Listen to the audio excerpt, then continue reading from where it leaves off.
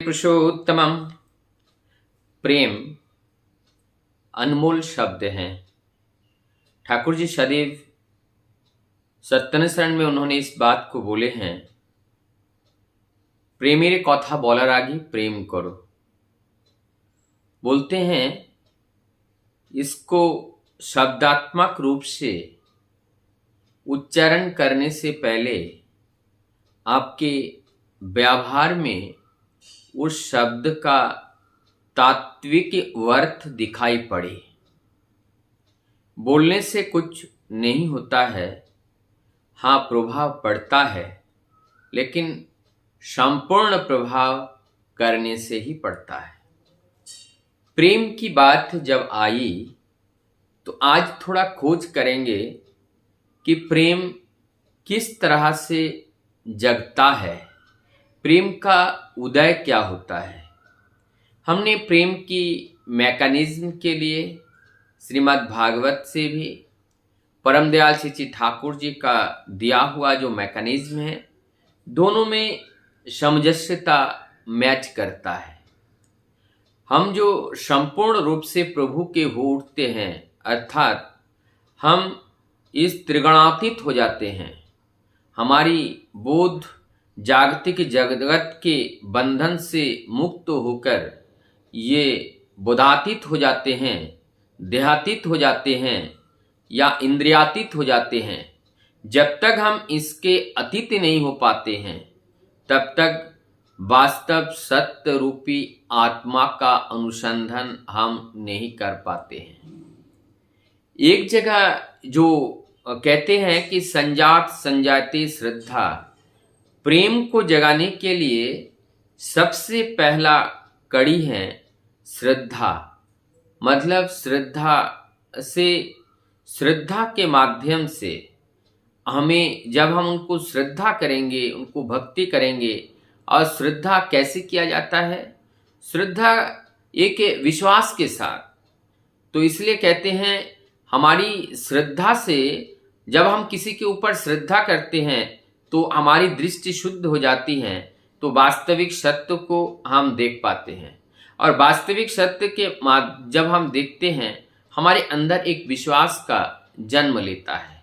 और जब विश्वास हमारा पक्का हो जाता है तो वहाँ निर्विचारता, वहाँ पे विचार करने का कोई बात नहीं रहता है, कौन अच्छा है कौन बुरा है। स्पष्ट जब हमें दिखाई दे रहे हैं, आंखों देखी हाल आंखों के सामने, तो हमें एक विश्वास आ जाता है। अब वो विश्वास जैसा जैसा गाढ़ा होता है, उस विश्वास को गाढ़ा होने से भक्ति का उदय होता है। और भक्ति का गाढ़त्व, जब ये भक्ति गाढ़ा होता है तो प्रेम का उदय होते हैं। और प्रेम जब पक जाता है तो संपूर्ण रूप से समर्पित हो जाते हैं, वो विलीन हो जाते हैं। ये बातें देखा गया कि श्रीमद् भागवत में जिस तरह से इस बात को रखा गया, परम दयाल श्री ठाकुर जी ने भी सत्तन शरण में ये से जो प्रेम का उदय की बात इसमें भी की। ठाकुर जी एक बार चर्चा कर रहे थे और उसमें ये प्रेम की बातें वहाँ पे दिखाई पड़ रहा था। ठाकुर जी कहते हैं ये छोटे बच्चे, जो बच्चियाँ हैं, जो लड़कियाँ हैं, जब छोटी छोटी होते हैं तो वो अपने सदलबल साथियों के साथ जो पुतली होती हैं, कपड़े की अलग अलग टाइप के छोटे छोटे पुतलियाँ होती हैं, और उस पुतलियाँ को गुड़िया जिसे कहते हैं, जो गुड़िया को से खेलती हैं।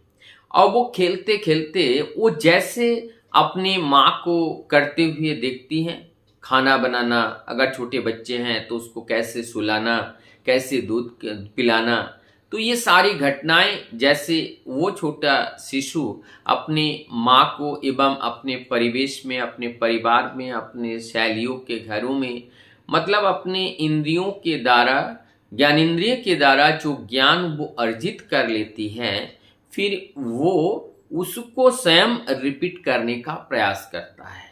अब वो देखा जाता है कि वो छोटा सा बालक जैसे माँ खाना बनाती थी वैसे खाना बनाना शुरू करते हैं।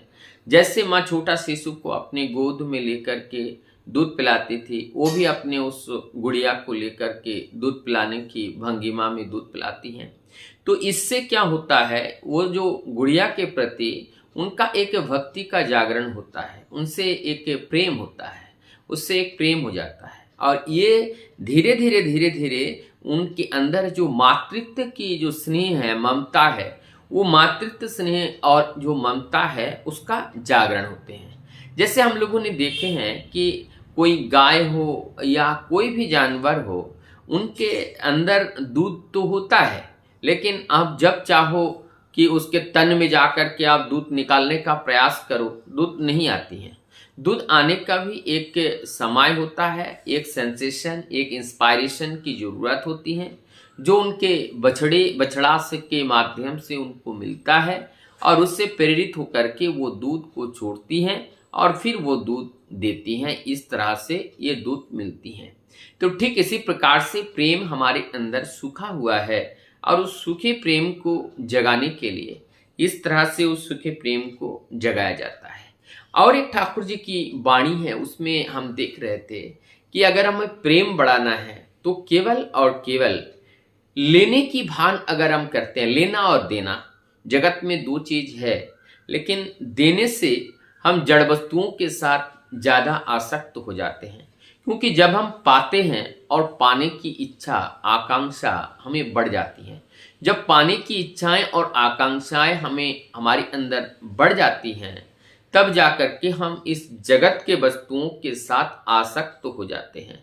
और जब जगत के वस्तुओं के साथ हम युक्त हो जाते हैं तो हम लोभी बन जाते हैं, अहंकारी बन जाते हैं, कामुक बन जाते हैं, क्रोधी बन जाते हैं, क्योंकि ये सारे इसी के साथ युक्त हैं।